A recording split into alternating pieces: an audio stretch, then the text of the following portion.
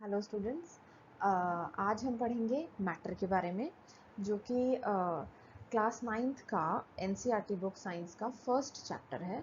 So in this chapter we will learn about matter, what is matter, इसके types and इसकी characteristics and interconversion of states of matter. Okay, then इसके बाद एक छोटा सा topic इसमें इवेपोरेशन का भी है।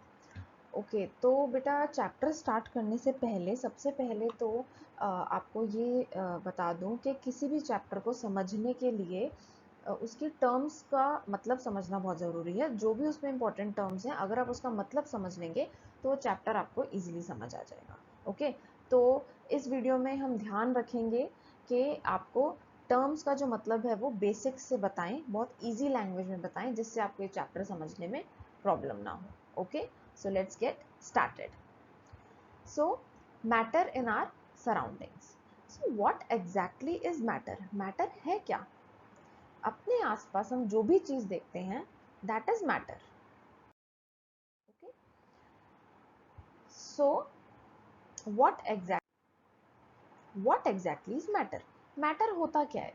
देखिए, matter anything that has mass and occupies space. Matter is anything that has mass and occupies space. ठीक है, कि जिसका कुछ मास है और उसने कुछ जगह ऑक्यूपाई की हुई है, दैट इज मैटर। सपोज हम एग्जांपल लेते हैं एक बुक का। ठीक है, सो अगर आपके पास एक बुक रखी है, उसका कुछ वेट है, उसका कुछ मास है एंड उसने कोई स्पेस भी ऑक्यूपाई किया हुआ है, it has some volume, so that book is a matter. अच्छा, इसके अलावा अगर आप एक पॉइंट और याद रख सकें तो मैटर का थर्ड जो प्रॉपर्टी है वो ये है कि it offers resistance to any applied force, कि जब तक हम उस चीज़ पर कोई फोर्स अप्लाई नहीं करेंगे वो वैसे के वैसे स्टेट में ही रहेगी। सपोज अगर आपके पास एक पेन रखा हुआ है यहाँ पे, ठीक है, तो अगर आप उस पेन पर जब तक कोई फोर्स नहीं अप्लाई करोगे वो वहीं रखा रहेगा, तो दैट इज अ मैटर। सो कुल मिला के अब तीन चीजें हो जाती हैं कि matter is anything which has mass, which occupies space and offer resistance to any applied force. ये आपको अगर दो चीजें बेसिक याद रहती हैं कि मैटर इज एनीथिंग जिसका मास होता है, जो स्पेस ऑक्यूपाई करता है, that is enough. Okay, then secondly matter is made up of particles. अब मैटर तो हमें समझ आ गया क्या है, कि ऐसी कोई भी चीज जिसका कुछ मास होता है और कोई जो स्पेस ऑक्यूपाई करता है, that is matter. Now matter है किस चीज से बना है? मैटर जो है बना है पार्टिकल से।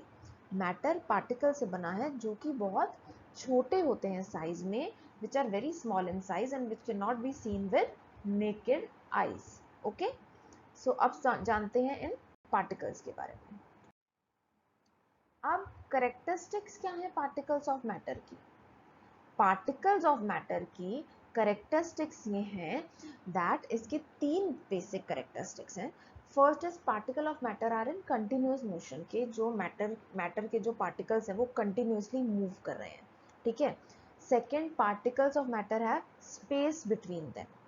Okay, and third is particles of matter attract each other. Okay, तो इन प्रॉपर्टीज, इन करेक्टरिस्टिक्स के बारे में थोड़ा सा और डीपली जानते हैं।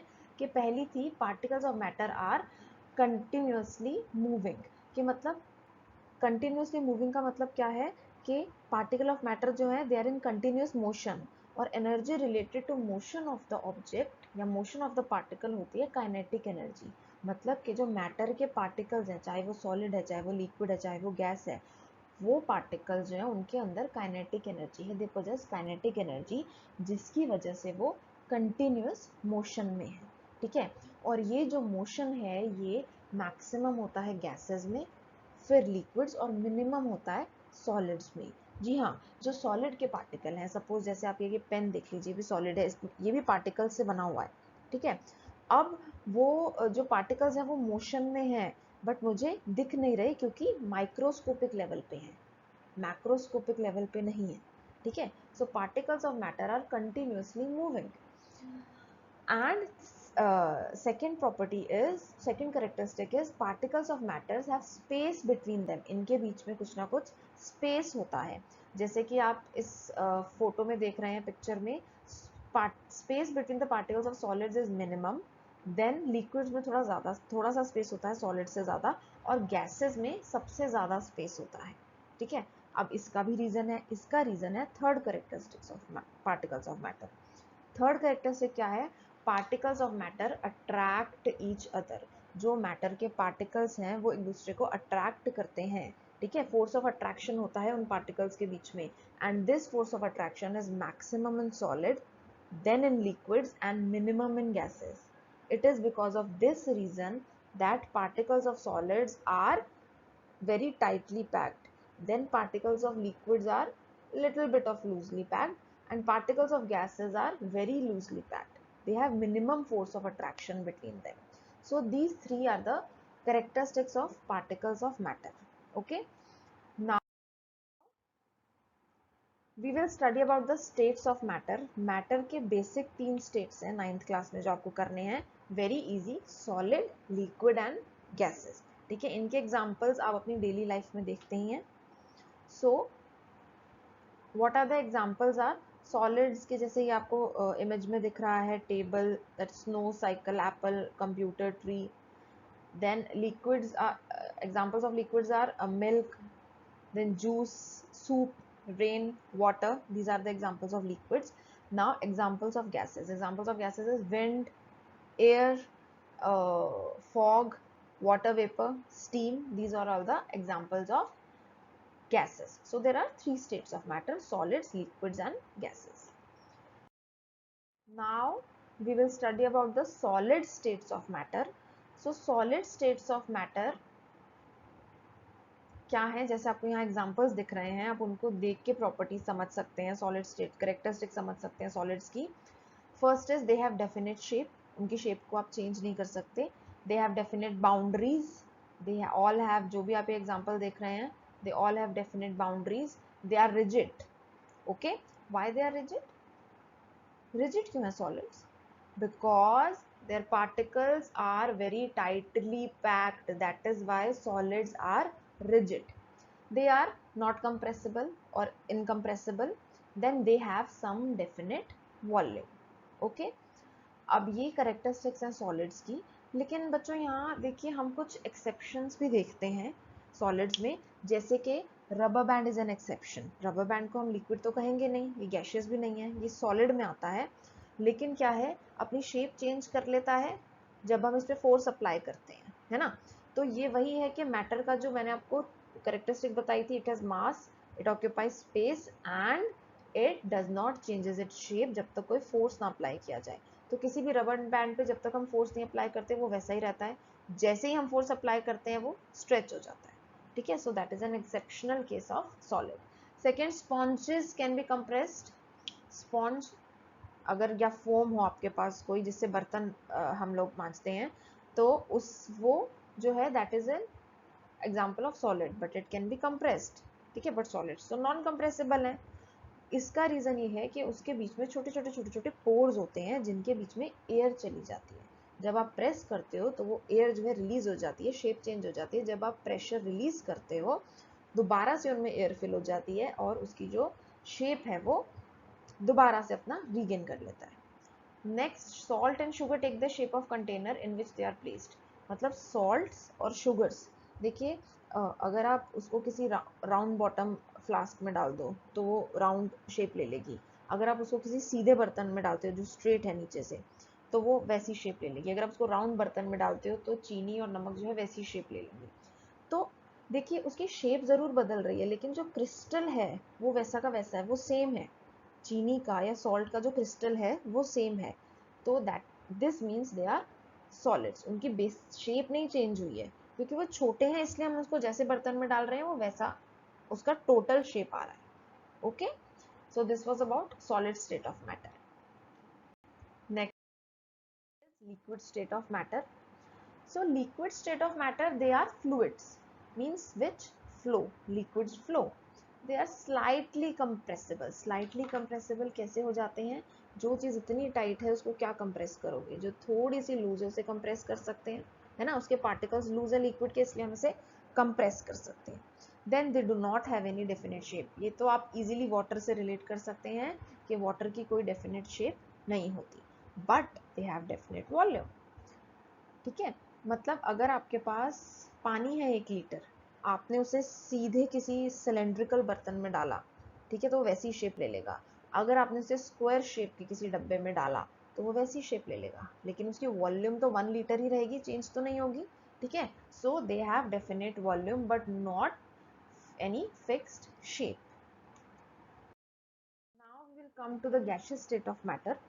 गैसियस स्टेट ऑफ मैटर देखिए अगेन क्या है, पार्टिकल्स जो हैं लूजली बाउंड है बहुत, तो और ज्यादा वो फ्लो करते हैं लिक्विड से भी fast.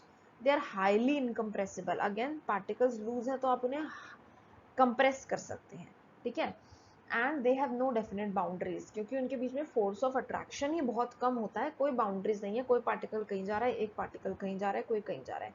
That is also the reason that they fill any container. अगर आप कम से कम गैस बड़े से बड़े कंटेनर में डाल दोगे तो वो पूरा कंटेनर फिल कर देगी। पार्टिकल्स तो कम है, लेकिन एक पार्टिकल एक कोने में चला जाएगा, एक पार्टिकल एक कोने में, तो मतलब वो पूरा का पूरा वेसल ही फिल कर देती है। Then they have no definite shape and volume. What is the reason of this, of gases having no definite shape and volume is? What can be the reason? The reason is that they have minimum force of attraction between the particles of gases. Okay, so these are the examples of gases: air, helium, then ozone, the blanket of that ozone around earth, okay, which protect us from UV rays of the sun, then carbon dioxide which we breathe out, water vapors. Okay, so these are the examples of gaseous state of matter. So now हम जानेंगे diffusion. यहाँ पे एक छोटा सा topic है, इसके बारे में हम जान लेते हैं। डिफ्यूजन का बेसिकली मतलब होता है डिफ्यूज हो जाना, मतलब किसी भी सब्सटेंस का, किसी भी पदार्थ का from the region of higher concentration to the region of lower concentration जाना। ठीक है, दैट इज डिफ्यूजन। ओके, देखिए को सपोज अगर आप किसी क्लासरूम में हैं या किसी रूम में हैं, आप जाते हैं, वहाँ पे बहुत भीड़ है, बहुत भीड़ है, और दूसरा रूम है वहाँ पे उसके कंपेरेटिवली बहुत कम भीड़ है, तो और दोनों में सेम बाकी सिचुएशंस है, तो ऑब्वियसली आप उसी रूम में जाना चाहेंगे जहाँ थोड़ी कम भीड़ है, because you want to be comfortable. Okay, या आप किसी डेस्क पे बैठे हैं जहाँ पे पहले से ही 2 बच्चे बैठे हैं, तो आप उस पर ना बैठ के दूसरे डेस्क पे बैठेंगे because you will be more comfortable. So everyone wants to shift from a region of higher concentration to lower concentration to ease the pressure. Okay, so ये जो diffusion है ये solids में भी होता है, liquids में भी होता है और gases में भी होता है. So diffusion, but again diffusion maximum किस में होगा? gases में, और minimum किस में होगा? solids में. ऐसा क्यों? diffusion maximum gases में इसलिए होता है क्योंकि गैसेस के पार्टिकल्स के बीच में स्पेस बहुत ज़्यादा है, स्पेस ज़्यादा है। अब आपको अगर मैं किसी ऐसे बड़े से टेबल में बहुत सारी चेयर्स लगी हैं, ठीक है, और हर चेयर ऑक्यूपाइड है, तो आप कहाँ बैठोगे, है ना? या 2 चेयर्स जोड़ के बीच में घुस घुस के बैठ जाओगे। अगर काफ़ी चेयर्स खाली हैं तो आप इजीली बैठोगे, है ना? सो सिंस स्पेस बहुत ज़्यादा है गैसेस के पार्टिकल्स के बीच में, इसलिए diffusion is maximum in gases. Okay, now अब डिफ्यूजन तो हमने समझ लिया, ठीक है, ये लिक्विड्स, गैसेस, सॉलिड्स तीनों में है। एक इसका छोटा सा एग्जांपल देखिए, ये हमने कलर डाला है पानी में, तो कलर की जो कॉन्सेंट्रेशन है वो ऊपर जाता है, धीरे धीरे वो डिफ्यूज हो रहा है नीचे पानी में, अपने आप नेचुरली होता है डिफ्यूजन, हम स्टर नहीं कर रहे उसको, very slowly, it will take time but slowly diffuses among the liquid. Okay, so now uses क्या है डिफ्यूजन के? यूजेस ये है कि oxygen and carbon dioxide diffuse from the atmosphere to water. देखिए अगर हम बात करें रिवर की या ओशन की या किसी भी वाटर बॉडी की जिसमें एक्वाटिक प्लांट्स और एनिमल्स होते हैं, तो they also need oxygen to breathe.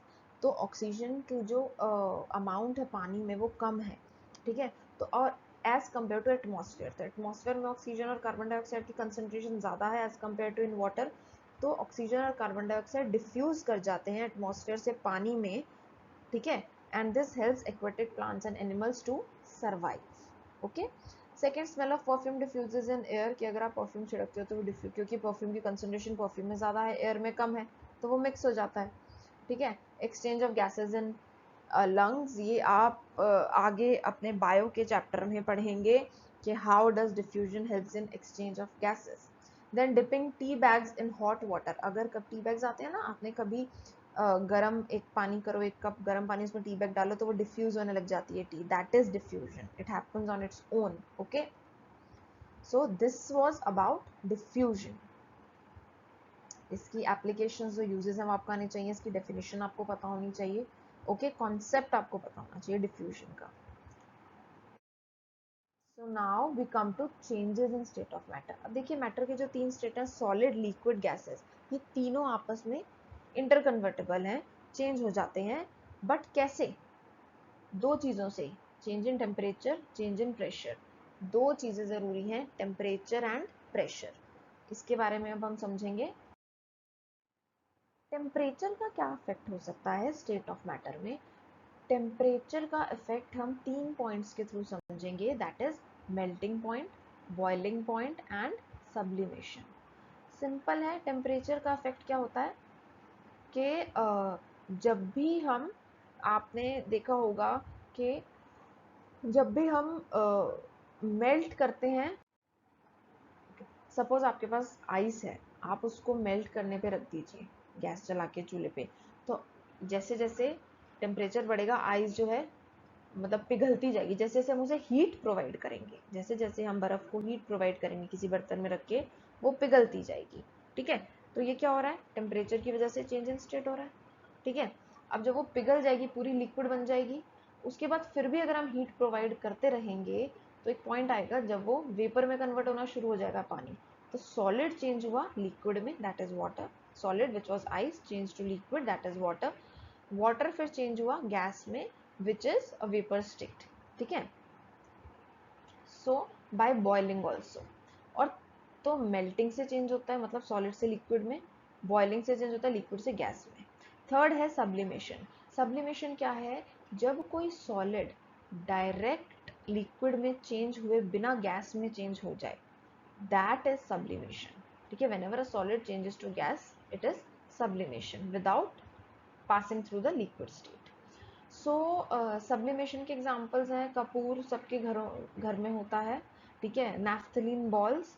Then sublimation का एग्जांपल जो है इंसेंस स्टिक, अगरबत्ती. ठीक है, these are the example of sublimation. So these are the three ways in which the temperature affects the state of matter. Okay, melting point, boiling point and sublimation. Melting, solid to liquid, boiling, liquid to gas, sublimation, solid to gas. Okay, okay. So इसमें हमारा एक बहुत important topic है which is latent heat. देखिए यहाँ इसमें हमारा जो इम्पोर्टेंट टॉपिक है which is latent heat. So latent means hidden, मतलब छुपा हुआ. छुपा हुआ कैसे? सपोज अब आपने आइस ली, बर्नर लिया और उसको आप आइस को मेल्ट करने लगे और एक थर्मामीटर लगा दिया. ठीक है, अब आप हीट तो प्रोवाइड कर रहे हैं लेकिन आइस जो है वो मेल्ट ही नहीं हो रही. सॉरी, आइस जो है मेल्ट हो रही है लेकिन जो टेम्परेचर है वो इंक्रीज ही नहीं हो रहा. ठीक है, सो व्हाट इज हैपनिंग कि आपने सपोज आपने एक बर्तन में आइस ली, नीचे से उसको हीट प्रोवाइड आप कर रहे हैं. टेम्परेचर बढ़ेगा बढ़ेगा बढ़ेगा, ये देखिए टेम्परेचर और हीट सप्लाइड का ग्राफ है ये. टेम्परेचर बढ़ेगा बढ़ेगा, एक पॉइंट आएगा जहाँ पे टेम्परेचर रुक जाएगा. ठीक है, टेम्परेचर बढ़ेगा ही नहीं लेकिन आइस जो है वो मेल्ट होती रहेगी पानी में. तो टेम्परेचर क्यों नहीं बढ़ रहा? जब हम हीट प्रोवाइड कर रहे हैं तो वो हीट जा कहाँ रही है? वो हीट जो है वो यूज हो रही है सॉलिड को लिक्विड में कन्वर्ट करने के लिए. जब हीट यूज हो रही है तो थर्मामीटर में तो शो हो नहीं पाएगी, तो इसलिए टेम्परेचर जो है वहाँ पे कांस्टेंट हो जाता है. ठीक है, whenever we melt a solid at a particular temperature, even on providing heat the temperature stops. ठीक है, it becomes constant for some time till the complete solid is changed into liquid. तब तक temperature constant रहता है. and this heat which is being used at this point of time is called as latent heat because ये thermometer पे तो show नहीं हो रही बट हीट तो है, तो शो नहीं हो रही इसलिए it is hidden heat, it is latent heat.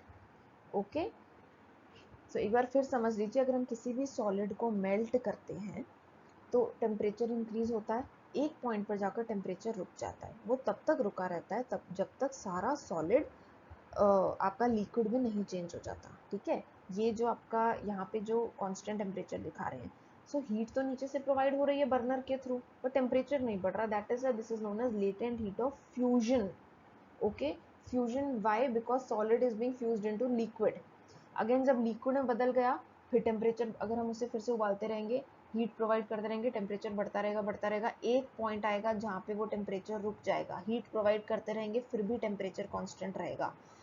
ठीक है, तो उस पॉइंट में क्या हो रहा है, सारा लिक्विड जो है, जो हीट है वो कहाँ जा रही है, यूज हो रही है लिक्विड को गैस में चेंज करने के लिए। So but that temperature is not increasing on thermometer, so that is why that is also latent heat, but latent heat of vaporization। ठीक है, दो टाइप की हीट हो गई, latent heat of fusion, latent heat of vaporization। latent heat of fusion is the amount of heat required to change solid into liquid, and latent heat of vaporization is amount of heat that is being required to change liquid to vapor state or gaseous state। ठीक है, ये भी reason है, इसलिए हम लोग कहते हैं कि जो स्टीम है वो 100 डिग्री सेल्सियस पे भाप जो होती है वो ज़्यादा ज़ोर से लगती है as compare to boiling water. क्यों? क्योंकि वो जो भाप है, जो स्टीम है, उसके अंदर 100 डिग्री सेल्सियस का टेम्परेचर तो है ही, उसके साथ साथ उसमें लेटेंट हीट ऑफ वेपराइजेशन भी है। ओके, सो लेटेंट हीट का आपको कॉन्सेप्ट समझ आना चाहिए, आपको इसकी डेफिनेशन याद होनी चाहिए, पूछी जाती है, और एक क्वेश्चन पूछ लिया जाता है कभी कभी कि why steam at 100 degree Celsius is more harmful than water। Okay, so this was about latent heat। Now so this was all about, इससे पहले तक हमने पढ़ा है the effect of temperature on state of matter। अब हम पढ़ेंगे effect of pressure on state of matter। effect of pressure on state of matter क्या है? सपोज गैसेस के पार्टिकल्स हैं इतनी दूर दूर, हम उस पर प्रेशर डालते जाएंगे वो इतने पास आ जाएंगे, तो जब वो इतने पास आ जाएंगे जितने लिक्विड्स में होते हैं पार्टिकल्स, और उसको कूल भी करते रहेंगे, ठीक है, तो जो गैस है it is said to be liquefied. देखिए यहाँ पे हमारे पास सिलेंडर है जिसके अंदर गैस के पार्टिकल्स हैं, ये पिस्टन है, तो पिस्टन को हम पुश करते हैं, ठीक है, तो गैस के पार्टिकल्स और पास आ जाते हैं, कंप्रेस कर रहे हैं हम गैस को। What are we doing? We are compressing, we are applying pressure on the gas and cooling the gas. Again we will apply pressure, जब तक वो ले सकती है प्रेशर गैस, जब तक हम उसे कंप्रेस कैसे करते हैं, प्रेशर देके, जब तक हम उसे कंप्रेस कर सकते हैं गैस को, ठीक है, तो पार्टिकल्स इतने पास हो जाते हैं जितने लिक्विड स्टेट ऑफ मैटर में होते हैं, and at this point of time the gas liquefies. आप आगे जब अभी केमिकल इक्वेशंस पढ़ोगे तो आप लिखोगे liquid ammonia, liquid hydrogen, so how it has become liquid? By this process only, by the effect of pressure on gas। Okay, so a gas can be liquefied on applying pressure। Now we come to the states of matter are interconvertible। Three states जो है solid, liquid और gas, ये तीनों आपस मतलब ये interconvertible हैं। Liquid जो है सॉलिड में कैसे बनता है, फ्रीज करके, रेफ्रिजरेटर बहुत इजी एग्जांपल है, बर्फ। सॉलिड लिक्विड में कैसे होता है, मेल्ट होके। आप आइस का एग्जांपल आप समझने के लिए ले सकते हैं, ये हर एक सॉलिड पे अप्लाई होता है। नाउ लिक्विड से गैस में कैसे होता है, इवेपोरेशन, वाटर साइकिल पढ़ा है छोटी क्लासेस से, 6 क्लासेस से। गैस से लिक्विड में कैसे होता है, कंडेंसेशन, वेरी इजी। गैस से लिक्विड में कंडेंसेशन, कंडेंसेशन का एक बहुत अच्छा एग्जांपल है, अगर आप ठंडे पानी की बोतल रखते हैं तो उसके ऊपर वाटर ड्रॉपलेट्स आ जाती हैं, या कोल्ड ड्रिंक की बोतल के ऊपर वाटर ड्रॉपलेट्स आ जाती हैं, वो वाटर ड्रॉपलेट्स कहाँ से आई हैं, water vapour present in the air. जब वो ठंडी वो जो वाटर वेपर है गैशियस स्टेट में, जब वो ठंडी बॉटल के कांटेक्ट में आता है, उसका टेम्परेचर कम हो जाता है, वो लिक्विड बन जाता है, कंडेंस हो जाता है, इसलिए बाहर ड्रॉपलेट्स आ जाती हैं। Then solid turns to gas by sublimation, gas turns to solid by deposition। अगर गैस या कोई भी वेपर फॉर्म गैशियस स्टेट में अगर कुछ है वो सॉलिड में कन्वर्ट हो रहा है डायरेक्ट, दैट इज डेपोजिशन। ठीक है, इसका बेटा एग्जांपल होता है स्नोफ्लेक्स। स्नोफ्लेक्स होते हैं, बहुत अच्छा एग्जांपल है डिपोजिशन का। जब ऐसी जगहों पे जहाँ पे टेम्परेचर बहुत कम होता है, बहुत ठंड होती है, तो क्या होता है, जो हवा में जो वाटर वेपर प्रेजेंट है वो डायरेक्ट स्नोफ्लेक्स में कन्वर्ट हो जाता है। ओके, तो इसलिए बहुत ठंडी जगहों पर ऐसा होता है, तो गैस से सॉलिड में डायरेक्ट डेपोजिशन हो जाता है। So this was about the states of matter are interconvertible. Okay, now we will study about evaporation,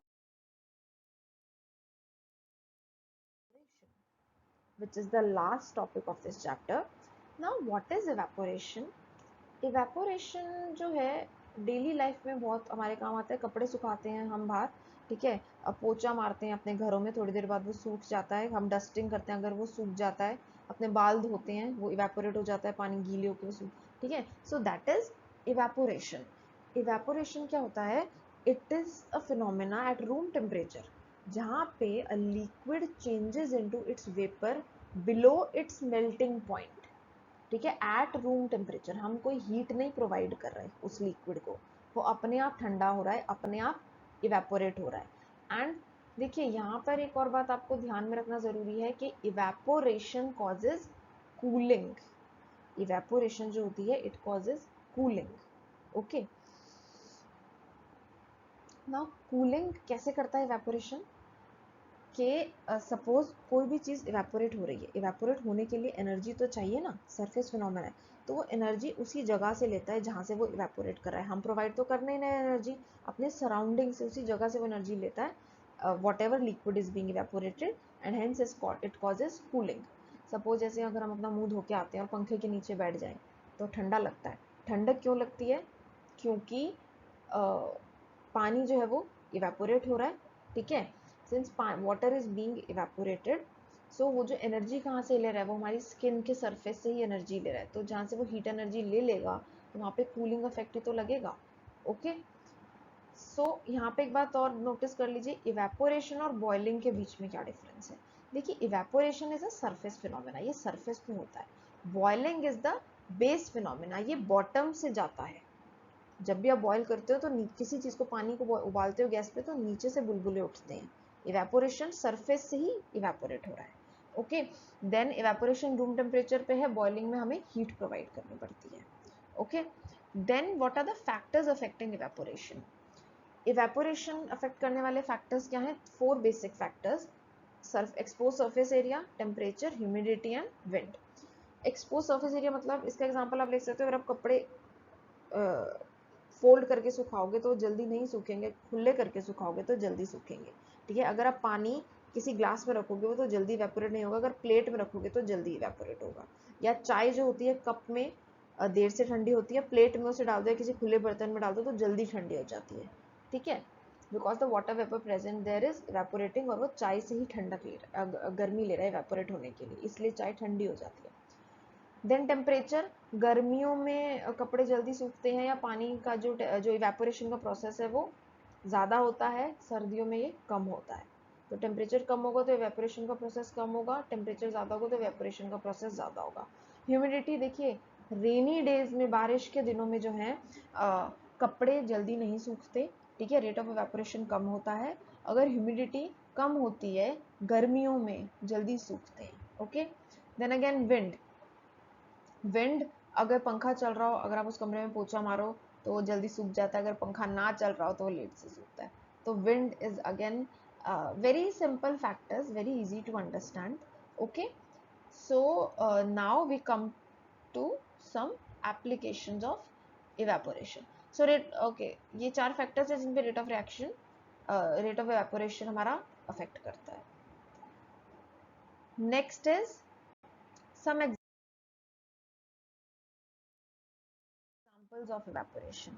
So examples are acetone on our hand feels cold. Why? Think about it. सोचिए, और ये जो भी आपके मैं एप्लीकेशंस बता रही हूँ इनके रीजंस आप कमेंट सेक्शन में बताइए। Then we feel cold after taking a bath or washing face. Clothes dry faster when spread. Clothes do not dry fast on rainy days. So अगर आपको चैप्टर समझ आया हो बेटा, तो ये जो भी आपको एप्लीकेशंस इवेपोरेशन की पूछी है, मैंने बाद में क्वेश्चन मार्क लगाया है, ठीक है, तो उन क्वेश्चंस के आंसर आप कमेंट में बताइए। और अगर आपको मतलब इसमें से आधा चैप्टर भी या कुछ भी समझ आया है तो प्लीज़ इस वीडियो को लाइक, शेयर और चैनल को सब्सक्राइब कीजिए। आगे और वीडियोस आएंगी और बहुत सिंपल और इजी वे में समझाऊंगी। ठीक है, थैंक यू।